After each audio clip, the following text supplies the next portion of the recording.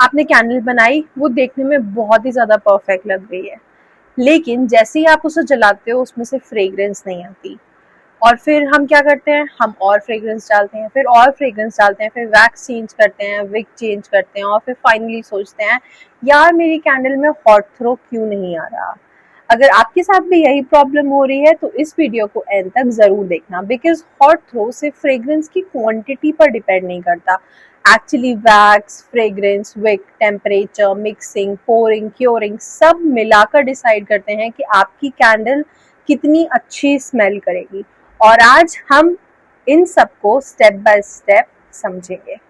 Hi guys, welcome back to Creative Glut. This side Ayushi, and today I'm going to talk about fragrance oils, the problem that people face when they lit the candle, उसमें से खुशबू नहीं आती। तो आज हम उस सब के बारे में बात करेंगे।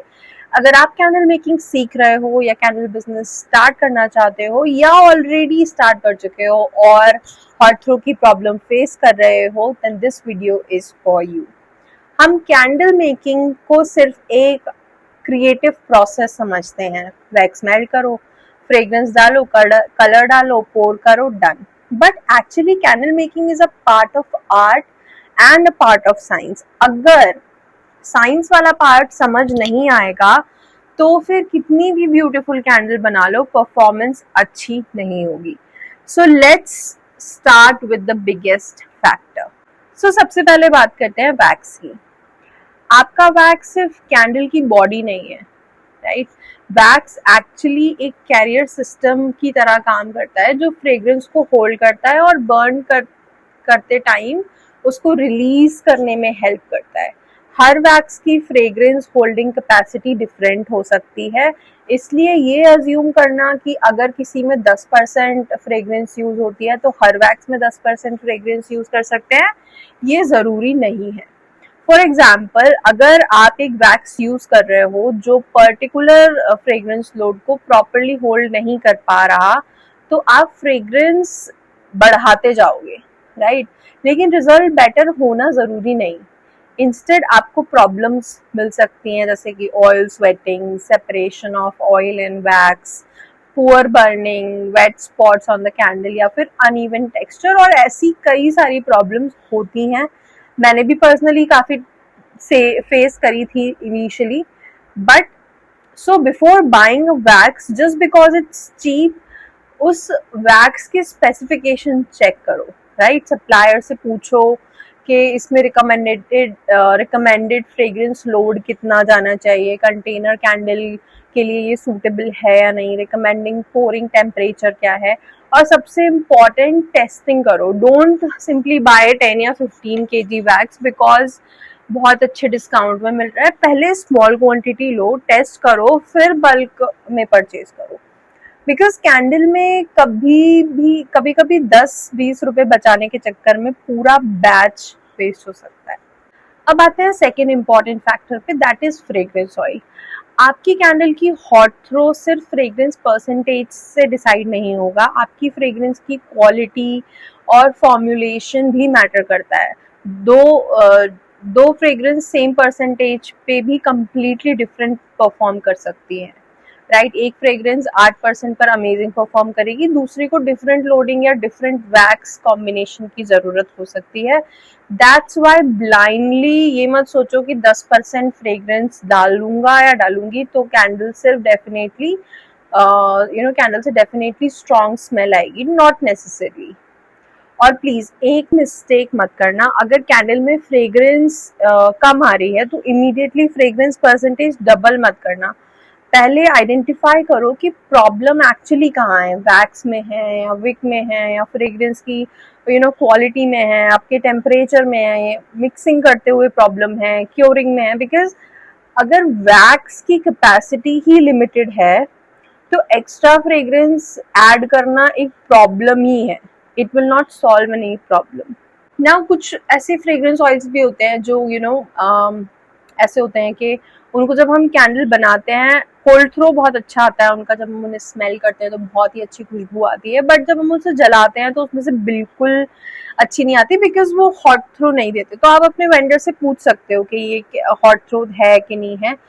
होल्ड थ्रो होना भी जरूरी, क्योंकि फर्स्ट इम्प्रेशन तो कस्टमर का स्मेल करते हुए, तो your fragrance should be cold throw and hot throw as well.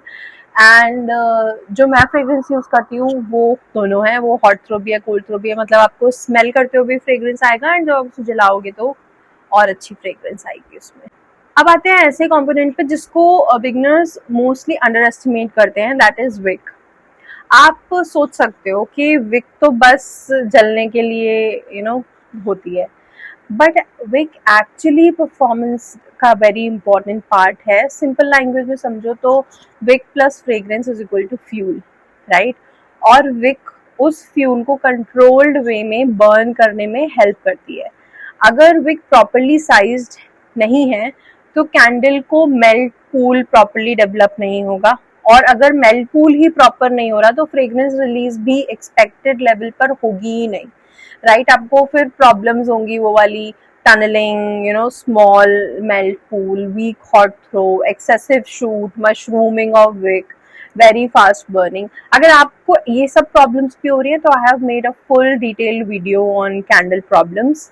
I am going to paste the link in the description. You can go and watch that too. That would be really very helpful for you. So इसलिए Wick selection guess work से नहीं, testing से करो। मैंने अपनी बहुत सारी videos में बताया है विक को लेके, स्पेशली बिकॉज लोग इसको बहुत ज़्यादा अंडर एस्टिमेट करते हैं, लेकिन विक बहुत ही ज़्यादा इंपॉर्टेंट रोल प्ले करता है आपकी कैंडल परफॉर्मेंस के ऊपर, क्योंकि टनलिंग जैसे इश्यूज जो हैं वो most of the candle makers face करते हैं। मोस्टली कस्टमर कंप्लेन करते हैं अबाउट टनलिंग। हमारे पास जो कस्टमर्स आते हैं वो यही बोलते हैं कि हमने पहले उधर से कैंडल ली थी एंड उसमें वो कैंडल जलती नहीं थी। सो these are the very common problem that people face because of wick issues. So I have made many videos on this. Go and give it a watch. So सारे jar में different wick sizes test करो। For example wick A, wick B, wick C. So फिर देखो melt pool कितना बड़ा, right, melt pool कितना बना, flame stable है, कंटेनर ओवरहीट तो नहीं हो रहा, सूट तो नहीं आ रहा ज़्यादा, हॉट थ्रो कैसा है। रिमेंबर, ब्यूटीफुल फ्लेम का मतलब ऑटोमेटिकली गुड कैंडल नहीं होता। The entire burn performance matter. Now let's talk about the topic where candle makers get the most confused. मेरे जितने भी वर्कशॉप वाले स्टूडेंट्स हैं उन सबको, उनको सिर्फ एक ही डाउट होता है, that is ma'am what is the pouring temperature, what is the melting temperature. So it is the biggest problem of candle makers where they get confused. So आपने ऑनलाइन देखा होगा वैक्स को 80 डिग्री सेल्सियस पर melt करो, कहीं लिखा होगा कि फ्रेग्रेंस 70 डिग्री सेल्सियस पर ऐड करो, कोई बोलता है 60 डिग्री सेल्सियस पर ऐड करो, और फिर आप कंफ्यूज हो जाते हो मैं एग्जैक्टली क्या करूं। सो सबसे पहले एक इम्पॉर्टेंट बात समझो, melting temperature, fragrance adding temperature and pouring temperature same चीजें नहीं है, ठीक है। मेल्टिंग टेम्परेचर का मतलब है, इसका सिंपल मतलब ये है कि आपका वैक्स किस टेम्परेचर में प्रॉपरली मेल्ट होता है, मतलब किस टेम्परेचर पे वो पिघलता है। फ्रेग्रेंस एडिंग टेम्परेचर मतलब ये वो स्टेज है जहां आप फ्रेग्रेंस ऑयल को मेल्टेड वैक्स में प्रॉपरली कंबाइन करते हो। पोरिंग टेम्परेचर ये वो टेम्परेचर है जहां आप अपने वैक्स को वैक्स और फ्रेग्रेंस के मिक्सचर को कंटेनर या मोल्ड में पोर करते हो। And these temperatures wax formulation के अकॉर्डिंग चेंज हो सकती हैं। सो किसी रिकमेंड रैंडम यूट्यूब वीडियो का टेम्परेचर ब्लाइंडली कॉपी मत करो, अपने वैक्स सप्लायर की टेक्निकल रिकमेंडेशन को स्टार्टिंग पॉइंट बनाओ और फिर अपने एनवायरनमेंट के अकॉर्डिंग टेस्टिंग करो, बिकॉज इंडिया में क्लाइमेट भी वेरी करता है। देहरादून का वेदर, मुंबई का वेदर, दिल्ली के समर और आपके वर्कशॉप का रूम टेम्परेचर सब डिफरेंट हो सकता है। सो टेम्परेचर को एक फिक्स्ड मैजिकल नंबर मत समझो, it's a working range that you need to understand and test, and every different wax has different temperatures, melting temperatures. So read that, I have also made a video on this, you can go and check that too. अब एक very common mistake, कुछ लोग fragrance बहुत low temperature पर add कर देते हैं, right. अगर वैक्स ऑलरेडी रैपिडली सॉलिडिफाई होने लगा है तो फ्रेग्रेंस प्रॉपरली इनकॉर्पोरेट नहीं हो सकती, right. On the other hand अगर आप अननेसेसरली एक्सट्रीमली हाई टेम्परेचर पर फ्रेग्रेंस ऐड कर दोगे, you may increase fragrance loss and effect in the final result. That's why hotter is better. This is not the rule. और cooler is better, ये भी rule नहीं है. You need to work within the recommended range of the particular wax and fragrance. Once you add fragrance, mix slowly and consistently. मतलब जब आप fragrance add कर रहे हो तो एक हाथ से आपको फ्रेग्रेंस ऐड करनी है, दूसरे हाथ से आपको कांस्टेंट स्टेयर करना है स्पून को. बहुत फास्ट करने की जरूरत नहीं है. आपका गोल है कि वो properly proper incorporation is your goal, not creating a giant whirlpool inside your wax. So take your time. If your formulation recommends a specific mixture duration, follow its consistency and every batch को same process से बनाओ. ठीक है, सबसे पहले ये याद रखो जब भी आप फ्रेग्रेंस ऐड कर रहे हो आपको 1 मिनट तक एटलीस्ट उसे मिक्स करना है एंड बहुत ही धीरे धीरे, बहुत तेज नहीं करना है. अब आते हैं पोरिंग पर. आपने नोटिस किया होगा कि एक कैंडल का टॉप बिल्कुल स्मूथ आया है और दूसरी कैंडल में किसी में क्रैक है, किसी में सिंक होल है, किसी का सरफेस अनइवन है, किसी में फ्रॉस्टिंग है, किसी में वेट लुकिंग पैचेस, ये सब आ जाते हैं. इन सब के ऊपर भी मैंने एक यूट्यूब वीडियो बनाया है. सेम वीडियो है जिसमें कैंडल प्रॉब्लम्स की बात हुई है, उसमें इन सब की बात भी हुई है. सो गो एंड वॉच इट. सो इस सब के मल्टीपल रीजंस हो सकते हैं. वैक्स फॉर्मुलेशन, कंटेनर का temperature, room temperature, cooling speed of the wax, pouring temperature. इसलिए पोरिंग का को भी एक बहुत ही इम्पॉर्टेंट प्रोसेस समझो. अगर आप कंटेनर कैंडल बना रहे हो तो कंटेनर्स को एक्सट्रीमली कोल्ड एनवायरनमेंट में रखकर इमीडिएटली हॉट वैक्स पोर करना आइडियल रिजल्ट नहीं देगा, राइट. क्योंकि कंटेनर का और वैक्स का टेम्परेचर दोनों अलग है. आपको वैक्स और कंटेनर का टेम्परेचर सेम लाना होगा. आपको अपने वैक्स के साथ टेस्ट करना चाहिए कि कौन सा पोरिंग टेम्परेचर और कूलिंग एनवायरनमेंट बेस्ट फिनिश देता है. एंड प्लीज एक टेस्ट कैंडल से कंक्लूजन मत निकालो, right. Make multiple test candles. Now comes the part that many beginner miss, that is curing. Candle बन गई, आप एक्साइटेड हो, आप उसे नेक्स्ट मॉर्निंग लाइट कर देते हो और बोलते हो हॉट थ्रो नहीं आ रहा. वेट. स्पेशली सोए बेस्ड और जो नेचुरल वैक्स फॉर्मुलेशन है उनमें क्योरिंग टाइम परफॉर्मेंस को सिग्निफिकेंटली अफेक्ट कर सकता है. फ्रेग्रेंस को वैक्स मैट्रिक्स में प्रॉपरली सेटल होने का टाइम चाहिए. सो कैंडल को इमीडिएटली टेस्ट करने की बजाय आप अपने वैक्स के सप्लायर की रिकमेंडेड क्योरिंग विंडो फॉलो करो. मोस्टली 24 to 48 आवर्स होती है. टेस्टिंग के लिए डिफरेंट इंटरवल आप कंपेयर कर सकते हो. जैसे कि एक कैंडल आपने डे 1 पे जलाई, एक डे 3 पे जलाई, एक डे 7 पे जलाई और डे 10 पे, और फिर देखो परफॉर्मेंस कैसे चेंज होती है. This is much better than simply saying मेरी कैंडल में फ्रेग्रेंस नहीं है, because may be your candle simply wasn't ready to be tested yet. Now this is extremely important. आप कैंडल को टेस्ट कर रहे हो बट टेस्ट भी प्रॉपर होना चाहिए, राइट. सपोज आपने एक 100 ग्राम कैंडल बनाई, आप उससे लाइट करते हो 10 मिनट बाद, फ्रेग्रेंस नहीं आ रही और you reject the candle. This is not proper testing, right. आपको बर्न परफॉर्मेंस को ऑब्जर्व करना है. Look at flame height, melt cool कितना हो रहा है, शूट कितना कर रही है कैंडल. शूट मतलब जो धुआं देती है विक, वो कितना हो रहा है, बर्न टाइम क्या जा रहा है आपकी कैंडल का, फ्रेग्रेंस थ्रो कैसा है, कंटेनर का टेम्परेचर बहुत गर्म तो नहीं हो रहा, और पूरी ओवरऑल परफॉर्मेंस.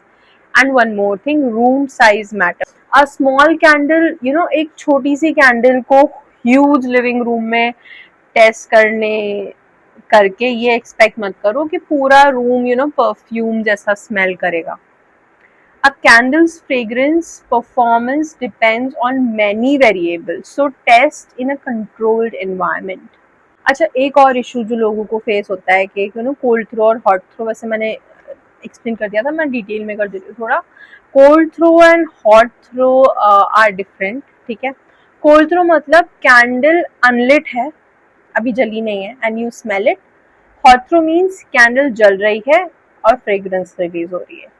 अ कैंडल का कोल्ड थ्रो अमेजिंग हो सकता है but hot throw weak, and vice versa भी हो सकता है. कोई कोई कैंडल स्मेल करने से नहीं आती खुशबू बट जलाने से आती है. तो दोनों तरीके हो सकते हैं. So don't judge your candle just by smelling it directly from the jar. The real test is how it performs when it's burned. So guys, अगर आपकी कैंडल में हॉट थ्रो नहीं आ रहा तो डायरेक्टली फ्रेग्रेंस लोड इंक्रीज मत करो. Instead, go through a checklist. First, check your wax. Is it suitable for your candle? Check your fragrance. Is it suitable for candles and does it perform well? Check your fragrance load. Are you staying with the recommended range? Check your wick. Is it properly sized for your container? Check your temperature. Are you melting, mixing, pouring according to the wax recommendation? Check your mixing. Are you giving fragrance enough time, to incorporate? Check your curing. Are you testing the candle too early? And finally, test, test and test. Candle making सिर्फ एक creative hobby नहीं है. It's a science plus creative plus patience. आप जितना test करोगे उतना better समझोगे कि आपकी वैक्स, फ्रेग्रेंस, विक और एनवायरनमेंट का कॉम्बिनेशन एक्चुअली कैसे बिहेव करता है. और अगर आप बिगनर हो तो please don't feel bad if your first few candles don't come out perfect. Mistakes are part of the process. एक फेल्ड कैंडल वेस्ट नहीं है, इट्स डेटा. उसे समझो, नोट करो, चेंज वन वेरिएबल, फिर दोबारा टेस्ट करो, and that's how you improve. अगर आपको ये वीडियो यूजफुल लगा तो क्रिएटिव ब्लड को सब्सक्राइब करना मत भूलना. हम यहाँ कैंडल मेकिंग के साथ साथ raw material, candle business, manufacturing, pricing, packaging और particular candle making knowledge share करते हैं. एंड मैं नेक्स्ट वीडियो जल्दी लाऊंगी with full beginner tutorial of candle making. That would be quite a long video and it is taking time for me to edit. So I'm going to get this video super soon. It will be a free course for beginners and for the people who already know candle making. उस video को देख के आपको कोई doubts नहीं होने चाहिए ज़्यादा. So that's it for this video. I'll see you in my next. Till then, take care. Bye bye.